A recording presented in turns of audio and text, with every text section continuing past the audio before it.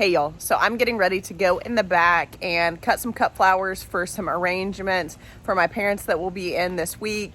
We are getting ready to leave and go on vacation, so I want there to be fresh flowers, and I think I'll do at least 2 or 3 arrangements, and I'll take you along for that.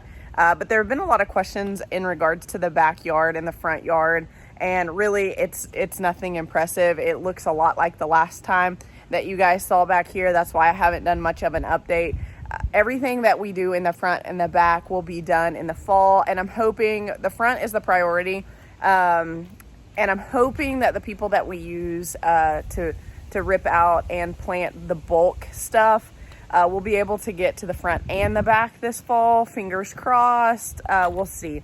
But I'll give you just a little bit of a tour of back here. It's the middle of the day. It's like 102 degrees outside right now, so everything's looking hot.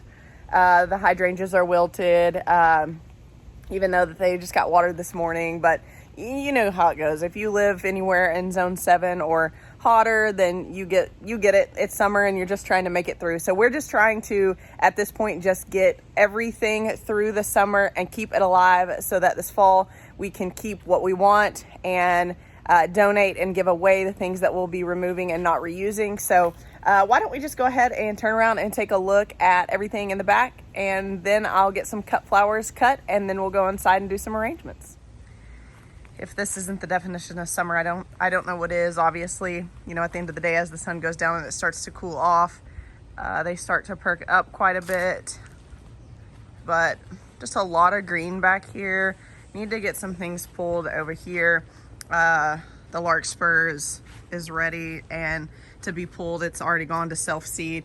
And then this is a bummer. I was pulling a Virginia creeper vine, which I need to go back there and cut. I'm behind on that, but I was pulling that off of this deutzia, and I broke one of these. Everything else still looks good. It still has you know, a couple pieces that are good, but I need to get that cut off. And yeah, I mean, everything's just really hot. I haven't been out here to deadhead these on a regular basis. We've just been so busy inside with the basement, but they've been getting watered and they'll stay alive. But this fall, this is going to get limbed up drastically.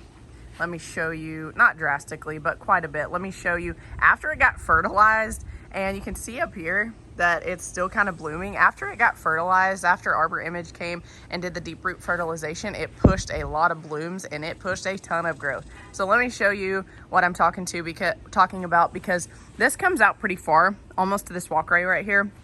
And I'm almost always hitting my head on it as I walk by. So let me turn around real quick and I'll show you the vantage point of how low it actually is. So I'm a full head length above this, so this is all going to get limbed. I want to limb it up, you know, at least like here, and we'll have to look at this because what I really don't want to do is cut off any major limbs, but it's just put on so much growth, which I'm really happy for. I guess the wind blew this trellis over. I need to pick this up.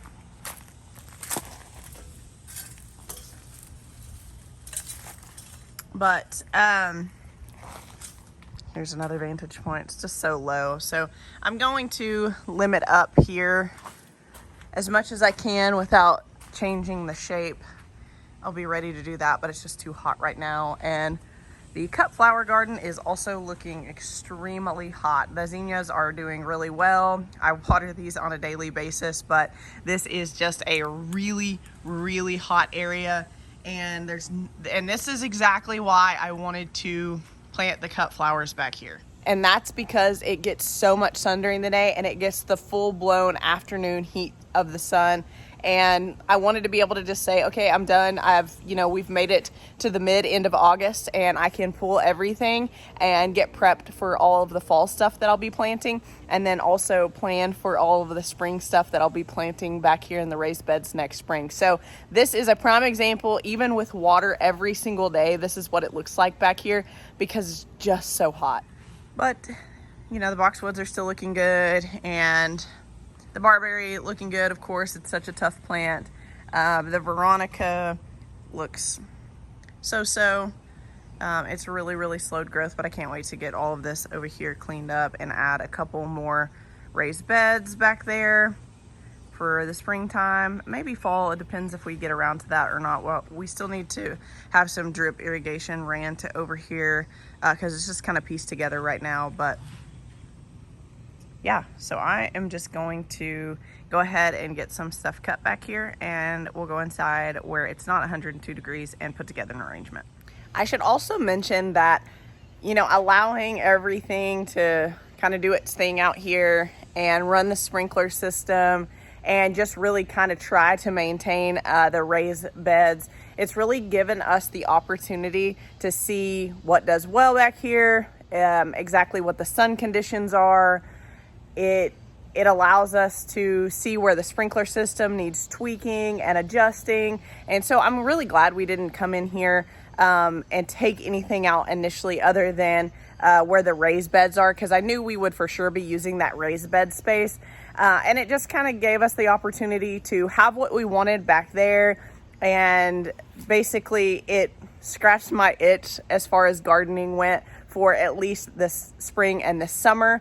And then now that I've been able to watch how everything has dealt with the heat, dealt with the rain, where the sprinklers hit and things like that, it's really given me the opportunity to take notes and figure out exactly what I want to go where. And so yeah, I mean, it's driving us crazy not having this back in the front totally landscaped to this point, but it was good for us to wait on the front and the back. And then I'm really excited for this fall. And now I kind of know the ebbs and flows and the nuances of this yard and the sprinkler system, you know, what on the sprinkler system needs to be tweaked, et cetera, et cetera. So yeah, really excited for fall, but glad we waited to kind of rip everything out in the front and the back, other than where the raised beds are, where we absolutely use that space so much already this summer. And I know it's not the prettiest back here right now, just kind of in general. And, you know, I debated on, do I show a little bit of bits and pieces of the backyard, because I'm 100% unhappy with the way it looks back here. But I promise to show the good and the bad. And this is the not so great part of gardening, where you're really just trying to figure out the space before you start making a whole bunch of really significant changes. And so, yeah, I promised I would show everything, the good, the bad, and the ugly. So here we are. Also, here is a progress shot here. I spoke in a previous video about needing to replace that one, but overall, growing really well. The window box purple velvet plant needs to be chopped really badly. It's kind of taken over, but again, we've just been really busy with the basement, and I haven't paid much attention to out here other than just watering and keeping things alive. But all of this back here has grown really well, and quite a bit. And I also don't think I ever showed this. I need to weed all this columbine that continues to come back up, but I did a little path here. We ripped up all of the self-seeded stuff, and these were just 2 extra coral bells that I needed to get into the ground. And all of this stuff that you see planted here, the hostas and the, why am I blanking on the name on that? Bishop's hat. I had left over from other projects, so I just stuck it in here for the time being because I needed to get it in the ground. So I just never posted that video. Okay, so this is the container for this week. It's got some chicken wire. It is also from Goodwill, which there's no surprise there. I will be filling it with the zinnias. It will be pretty simple and sweet. And I may have to go out and cut a few more flowers if I plan to do another arrangement, but we will see.